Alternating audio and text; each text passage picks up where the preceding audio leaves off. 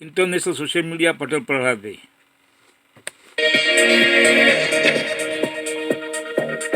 BBC दुनिया में आज देखिए गजा में हमास की भूमिका पर सवाल। इजराइल पहुंचे विदेश मंत्री मार्को रूबियो ने कहा, गजा में सत्ता में नहीं रह सकता हमास। बताएंगे क्योंकि यूएन ने हिरोशिमा और नागासाकी से गजा की तुलना। सीज फायर डील के तहत इजराइल ने लौटाई 200 फलस्तीनियों की डेड बॉडीज। कुछ पर दिखे टॉर्चर के निशान। गजा के नासिर अस्पताल के डॉक्टरों ने लगाया आरोप। कनाडा को लेकर ट्रंप ने किया अहम फैसला, रोकी ट्रेड पर बातचीत। कनाडा से आखिर क्यों खफा है ट्रंप, क्यों उठाया ये कदम, ये भी बताएंगे। अमेरिका के टैरिफ क्यों कर रहे हैं अमेरिकी लोगों को ही परेशान। जानेंगे किस देश की वजह से रुक गए यूक्रेन को मिलने वाले खरबों रुपए। ब्रसल्स के बाद लंदन पहुंचे यूक्रेनी राष्ट्रपति वोलोदिमीर ज़ेलेंस्की, क्यों कर रहे हैं यूरोपीय सहयोगियों से मुलाकात। और दक्षिण कोरिया में कैसे क्लाइमेट चेंज की वजह से बढ़ रही है मछुआरों की मुश्किलें, दिखाएंगे रिपोर्ट। स्वागत है आपका बीबीसी दुनिया में, मैं हूं सारिका सिंह। दुनिया में चल रहे दो बड़े संघर्ष और अमेरिका एक ऐसा देश जो इन्हें खत्म कराने की कोशिश करता दिख रहा है और उसे थोड़ी सफलता मिल भी रही है एक मोर्चे पर। बात कर रहे हैं हम इजराइल और हमास के बीच जंग की, जिससे अमेरिका की पहल से संघर्ष विराम तो हुआ है, लेकिन फिलहाल ये शांति बरकरार रहे ये कोशिश है। इसी सिलसिले में अमेरिकी टॉप ऑफिशियल्स इजराइल पहुंच रहे हैं और इजराइल और हमास दोनों को चेतावनी दे रहे हैं। इजराइल पहुंचे अमेरिका के विदेश मंत्री मार्को रूबियो ने भरोसा जताया है कि ये सीज फायर जारी रहेगा, लेकिन ये भी साफ किया है कि गजा के प्रशासन में हमास की कोई भूमिका नहीं होगी। गजा की बागडोर ऐसे किसी ग्रुप के हाथ में नहीं दी जा सकती जो उसे इसराइल पर हमले के लिए इस्तेमाल करे, और अगर ऐसा हुआ तो फिर से जंग होगी। जब तक किसी इलाके का इस्तेमाल इसराइल की सिक्योरिटी को खतरे में डालने के लिए होता रहेगा, तब तक यहाँ शांति नहीं हो सकती, और हर कोई ये बात समझता है। और इसी हफ्ते इजरायली संसद में वेस्ट बैंक पर कब्जे को लेकर भी वोटिंग हुई, जिसके बाद अमेरिकी राष्ट्रपति डोनाल्ड ट्रंप ने इसे लेकर चेतावनी दी। अगर इजराइल ने ऐसा किया तो हर तरह की अमेरिकी सपोर्ट को खो देगा, डोनाल्ड ट्रंप ने यह कहा। इधर संयुक्त राष्ट्र के ह्यूमैनिटेरियन चीफ टॉम फ्लेचर ने गजा के हालात की तुलना हिरोशिमा से की है। इस शहर पर पहली बार 6 अगस्त 1945 में एटम बम का इस्तेमाल किया गया था, जिससे पूरा शहर तबाह हो गया था और फिर दूसरा वर्ल्ड वॉर खत्म हुआ था। अनुमान के मुताबिक हिरोशिमा में करीब 78,000 लोगों की मौत फौरन ही हो गई थी। वहीं नागासाकी की 40,000 लोगों की मौत धमाके के असर से हुई थी। और अगर गजा की बात करें तो हमास के स्वास्थ्य मंत्रालय के मुताबिक 7 अक्टूबर के बाद से इजरायली सैन्य अभियान में 68,000 से ज्यादा लोगों की मौत हो चुकी है। Tom Fletcher Israel cease fire के बाद लोगों की मदद करने के लिए गजा में थे। उन्होंने बताया कि जिन सड़कों पर हर तरफ लाशें देखने को मिलती थी, अब उन्हें साफ किया जा रहा है। वहीं इजरायली बमबारी के बाद कई किलोमीटर तक मलबा और कंक्रीट फैला हुआ था। अमेरिका के समर्थन से हुई जिस सीज फायर के तहत इजराइल ने करीब 200 फलस्तीनियों के शव लौटाए और इसके बदले हमास ने 13 इजरायली बंधकों की बॉडी सौंपी है, लेकिन गजा के नासिर अस्पताल के डॉक्टरों ने कहा है कि उन पर प्रताड़ना और टॉर्चर के निशान है। इस हफ्ते की शुरुआत में गजा में लोगों ने कई ऐसे शवों को दफनाया। संसाधनों की कमी के कारण शवों की पहचान नहीं हो सकी है। इजरायली सेना कहती रही है कि वो इंटरनेशनल लॉ के तहत काम करती है। बीबीसी संवाददाता लूसी विलियमसन ने डॉक्टरों, अधिकारियों और फॉरेंसिक एक्सपर्ट से बात की और मृतकों की मौत के कारण की पुष्टि करने में आ रही चुनौतियों के बारे में जाना। बेनाम शव जिन्हें उन परिवारों ने दफनाया जिनका कोई रिश्तेदार नहीं। ऐसा अंतिम संस्कार जिससे किसी को सुकून नहीं मिला। इसराइल ने 54 शवों को लौटाया और यहाँ उन्हें एक साथ दफनाया गया। उन्हें पहचाना नहीं जा सका। बिना ऑटोप्सी या डीएनए टेस्ट के शवों को इज्जत देने के लिए उन्हें झंडे के साथ लाया गया। जंग में गायब हुए लोगों के परिवार यहाँ इकट्ठा हुए, बिना ये जाने कि क्या वो किसी अजनबी को दफना रहे हैं या अपने भतीजे, भाई या बेटे को। मैं अपनी बहन के बेटे को खोज रही हूँ। मैं हर दिन शव की पहचान करने के लिए उसके साथ जाती हूँ, लेकिन ऐसा कुछ नहीं मिलता जिससे पता चले कि वो वही है। अगर डीएनए टेस्ट होता तो हमें पता चल जाता। सीज फायर के दौरान गजा के नासिर अस्पताल में लाए गए करीब 200 शवों में से 50 की ही पहचान हो पाई है। पोस्टमार्टम और डीएनए टेस्ट नहीं हो पाया, तो इस हफ्ते डॉक्टरों ने परिवारों से कहा कि वो मृतकों में से अपने परिजनों की पहचान कर लें। कई शव सड़ चुके हैं और तन पर कपड़े नहीं हैं और निशान हैं जिन्हें फोरेंसिक यूनिट ने टॉर्चर के निशान बताया। जब कोई बॉडी बिना कपड़ों के मिलती है और हाथ बंधे होते हैं, रिस्ट और एंकल पर निशान होते हैं, तो ये दिखाता है कि उस शख्स की मौत उसी स्थिति में हुई। वैसे ही इन शवों पर कई घाव, चोटें और निशान बताते हैं कि लोगों को आंखों पर पट्टी लगाकर और गर्दन में रस्सी बांध कर रखा गया था। इनमें से कुछ तस्वीरों में शरीर के अंगों के आसपास गहरे गड्ढे और केबल टाई के साथ साथ दूसरी चोटें भी दिखाई देती हैं। लेकिन ये पता लगाना आसान नहीं होता कि इन लोगों के साथ मौत से पहले क्या हुआ था। चोटें लड़ाई की वजह से आई या यातना की वजह से। हमने फोटो कई फोरेंसिक एक्सपर्ट्स को दिखाए। उनका कहना था कई ऐसे सवाल हैं जिनका कि पोस्टमार्टम के बिना जवाब देना मुश्किल है। ह्यूमन राइट्स ग्रुप और विसल ब्लोअर्स ने हमें बताया कि इजरायली जेलों में बंद लोगों को बिना किसी आरोप के रखा गया। इन पर ताकत का काफी इस्तेमाल किया गया, खासकर जंग की शुरुआत में। गजा के बंदियों को बांधकर, हाथों में हथकड़ी डालकर और आंखों पर पट्टी बांधकर रखा गया। 24 घंटे, 7 दिन, कई महीनों तक इनके साथ ऐसा हुआ। हथकड़ी की वजह से इनकी स्किन, हाथ और पैर में इन्फेक्शन हो गया।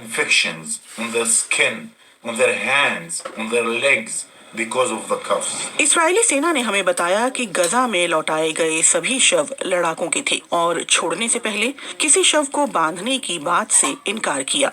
इसराइल गजा पट्टी में किसी भी कार्रवाई के मामले में सभी इंटरनेशनल कानूनों का पालन करता है। रिपोर्ट्स इस बात का सबूत हैं और कोशिश भी कि इनके जरिए इसराइल को बदनाम किया जा रहा है। गजा की फोरेंसिक टीम ने बताया कि इसराइल ने 6 शवों के आईडी नंबर दिए, लेकिन इनमें से 5 गलत निकले।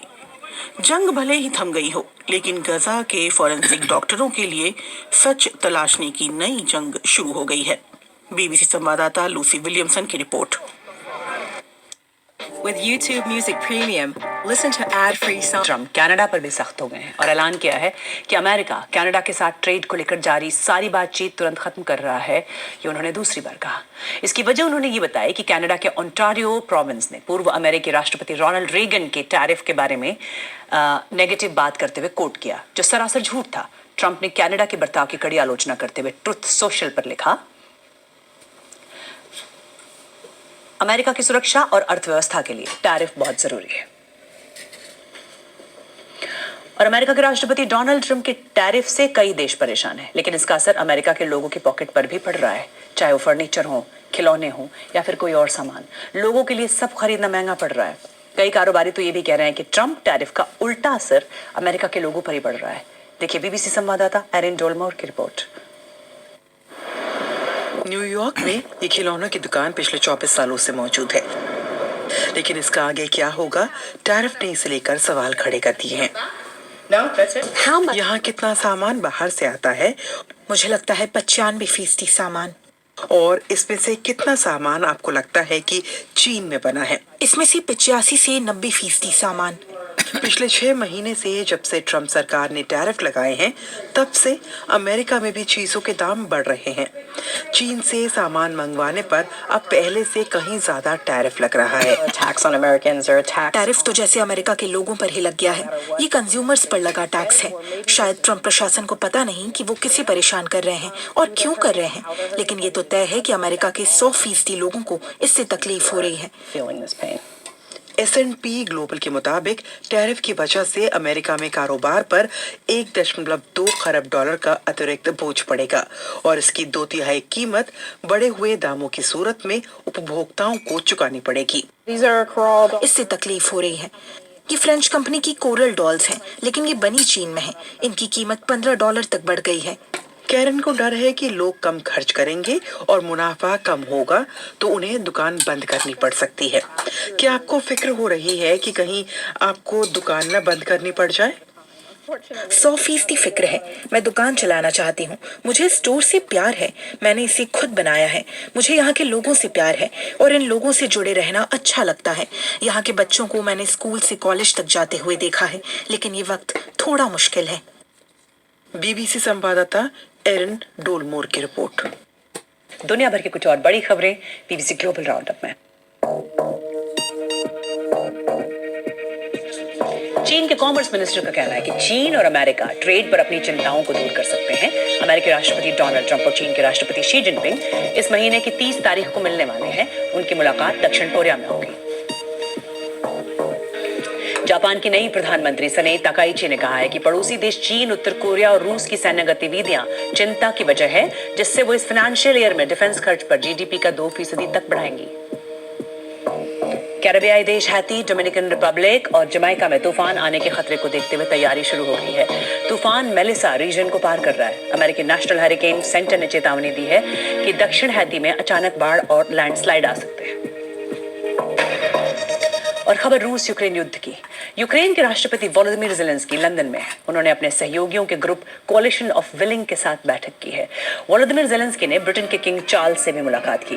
यूरोपीय सहयोगियों के साथ मीटिंग में फ्रांस के राष्ट्रपति इमैनुअल मैक्रों ने यूक्रेन में यूरोपियन पीस कीपिंग फोर्स के प्लान को दोहराया और ब्रिटानी पीएम ने कहा कि हाल के दिनों में रूसी राष्ट्रपति व्लादिमीर पुतिन के पास बातचीत करने के कई मौके थे, पर उन्होंने बातचीत करने से मना कर दिया। इस मीटिंग से पहले 2 रूसी सैन्य विमान नेटो के सदस्य देश लिथुआनिया के एयर स्पेस में 18 सेकंड के लिए दाखिल हुए थे। लेकिन आज इस मीटिंग का एजेंडा क्या है? आज बातचीत में इस मुद्दे पर बात हो सकती है कि किस तरह से रूसी तेल और गैस को वैश्विक बाजार से बाहर किया जा सकता है। साथ ही रूस की जब्त की गई संपत्ति का इस्तेमाल कर यूक्रेन को कैसे लोन दिया जा सकता है। हालांकि ये एक पेचीदा मसला है, लेकिन इस पर भी बात होगी। ब्रिटानी प्रधानमंत्री कीयर स्टारमर का भी इस पर जोर होगा कि ये ग्रुप यूक्रेन को और ज्यादा लॉन्ग रेंज मिसाइलें दे, जिससे वो रूसी ठिकानों को निशाना बना सके। और यही राष्ट्रपति ज़ेलेंस्की की अपने सहयोगियों के साथ बातचीत में हमेशा से एक अहम मांग रही है। कल ज़ेलेंस्की ब्रसेल्स में थे, जहां उन्होंने यूरोपियन यूनियन की समिट में हिस्सा लिया। ईयू नेताओं ने अगले 2 सालों तक वित्तीय जरूरतों के लिए यूक्रेन की मदद करने पर सहमति जताई। साथ ही रूसी ऑयल रेवेन्यूज पर सैंक्शन लगाए। लेकिन रूस के अरबों यूरोज जो ईयू ने जब्त किए हुए हैं, उन्हें यूक्रेन के डिफेंस सिस्टम को दुरुस्त करने के लिए फंड के तौर पर दिए जाने की बात थी। लेकिन उस फंड को देने से रोक दिया गया, क्योंकि बेल्जियम ने इस पर अपनी चिंता जाहिर की थी, जिसके बाद अब इस पर फैसला दिसंबर तक के लिए टाल दिया गया है। इस पर और जानकारी दे रहे हैं बीबीसी संवाददाता John सडबर्थ। Russia already occupies Ukrainian territory equivalent in size back of रूस ने यूक्रेन के ग्रीस जितने बराबर इलाके पर कब्जा किया हुआ है और रूस अभी भी ये दावा करता है कि उसे लड़ाई जारी रखनी है और यूक्रेन से बेल्जियम जितना हिस्सा और कब्जाना है। ये बहुत छोटे इलाके नहीं है, इनमें लाखों यूक्रेनी नागरिक रहते हैं। यूक्रेन अपने इलाकों को बचाते हुए पहले ही कई लोगों की जान गंवा चुका है। रूस से भी रुकने के कोई संकेत नहीं मिल रहे हैं, तो यूरोप ये जानता है कि शांति अभी नहीं कायम होने वाली और अब सबका फोकस रूस पर प्रतिबंध लगाने पर है, ताकि रूस को बातचीत की मेज पर लाया जा सके और फिर उसके साथ रियायतों पर बातचीत की जा सके। imposing costs on Russia to make it more serious, to bring it to the table and get it into a position where it is really ready to make concessions.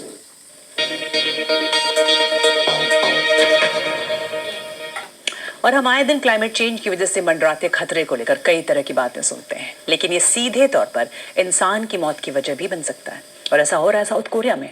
वहां एकदम से समंदर में जान गंवाने वाले फिशरमैन्स की तादाद तेजी से बढ़ने लगी है। बीते साल ही वहां नाव डूबने या पलटने की वजह से 100 से ज्यादा लोगों की मौत हुई। सरकार ने इन्वेस्टिगेशन के बाद कहा कि इसके लिए बाकी और फैक्टर्स के साथ साथ क्लाइमेट चेंज भी एक मुख्य वजह है। कैसे बदलते मौसम से बढ़ी दक्षिण कोरिया के मछुआरों की मुश्किलें, देखिए बीबीसी संवाददाता जीन मैकेंजी की रिपोर्ट। सुबह के 4 बज रहे हैं और आसमान में घना कोहरा छाया हुआ है, जिससे कैप्टन पार्क का सफर और भी खतरनाक हो गया है। हम उन फिशिंग नेट्स की तरफ जा रहे हैं जो उन्होंने कल रात बिछाई थी। वो अब तक एंचोवी मछलियों से भरे होने चाहिए। How is this one looking? 고기가 없어요. 고기가 이래가지고 Fisherman Park is fisherman park कह रहे हैं कि इसमें बहुत कम एंचोवी फिश हैं। ज्यादातर ये जेली फिश हैं जो उन्होंने अभी समंदर से पकड़ी हैं, और इसमें बाकी वो मछलियां हैं जिनसे उनकी कोई कमाई नहीं होगी। ये पानी के बढ़ते तापमान का संकेत है। साउथ कोरिया के समंदर बदल रहे हैं। वो ग्लोबल एवरेज के मुकाबले तेजी से गर्म हो रहे हैं और मछुआरे अपनी रोजी रोटी के लिए जिन स्पीशीज पर निर्भर हैं वो माइग्रेट कर रही हैं। पहले हम एक दिन में ऐसे 50 से 100 डिब्बे एंचोवीज से भर लेते थे, लेकिन आज बस 2 डिब्बे हैं। इससे तो हमारे फ्यूल का खर्चा भी नहीं निकलेगा। Order anything to manage everything. With Grainger's endless product options, you can work smarter, not harder. Call, click. इस वजह से मछुआरों को समंदर में और दूर, गहरे और ज्यादा खतरनाक पानी में जाना पड़ रहा है।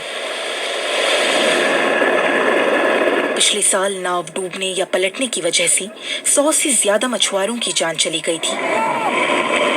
चिंता बढ़ने पर दक्षिण कोरिया की सरकार ने इन्वेस्टिगेशन की। जांच में पता चला कि फिशरमैन न सिर्फ ज्यादा जोखिम उठा रहे हैं बल्कि समंदर भी ज्यादा खतरनाक होते जा रहे हैं। क्लाइमेट साइंटिस्ट्स का मानना है कि समंदर का बढ़ता तापमान ज्यादा ताकतवर तूफान के हालात बना रहा है। हालांकि तेज हवाओं का नाता लहरों से जोड़ना अभी जल्दबाजी होगी। कोरिया के साउथ कोस्ट पर ये पोर्ट वो जगह है जहां इयन और सियन ने आखिरी बार अपने पिता और पति को जिंदा देखा था। वो यहाँ उन्हें याद कर रहे हैं। इन्हीं सर्दियों में उन दोनों की मौत हो गई थी जब उनकी फिशिंग बोट अचानक पलट गई। इयन को लगता है कि क्लाइमेट को जिम्मेदार ठहराना बहुत आसान है। वो चाहती हैं कि बोट के मालिक अपने क्रू को सुरक्षित रखने की ज्यादा जिम्मेदारी लें। बोट के मालिकों के पास इंश्योरेंस होता है, तो अगर नाव डूबती है उन्हें उसका मुआवजा मिल सकता है, लेकिन अगर हमारे अपने मरते हैं वो वापस नहीं लौट सकते। हम जब फिशरमैन पार्क के साथ थे तभी सरकारी इंस्पेक्टर उनकी दूसरी बोट्स को चेक करने आ गए। अधिकारी जानते हैं कि वो मौसम के रुख को बदल नहीं सकते, इसलिए वो बोट्स को ज्यादा सुरक्षित बनाने की कोशिश कर रहे हैं। लेकिन उनकी इन कोशिशों से उन लोगों को खास तसल्ली नहीं मिल रही जिनकी रोजी रोटी और जिंदगी अब खतरे में है। साउथ कोरिया के नाम ही से बीबीसी संवाददाता जीन मैकेंजी की रिपोर्ट। और वैसे तो आपने बहुत सी डॉल्स देखी होंगी, लेकिन इट्स हैलोवीन टाइम, तो अब आप इस तरह की डरावनी डॉल्स भी देख सकते हैं, जिसके लिए खास एग्जीबिशन लगी है लंदन के एक म्यूजियम में। और इस एग्जीबिशन का नाम है डार्क सीक्रेट्स। 27 कमरों में 1000 ऐसी डॉल्स और बाकी चीजें रखी हुई हैं जिन्हें देखकर शायद आप डर जाएं। ये एग्जीबिशन मई 2026 तक चलेगा। और बीबीसी दुनिया में आज के लिए इतना ही। आप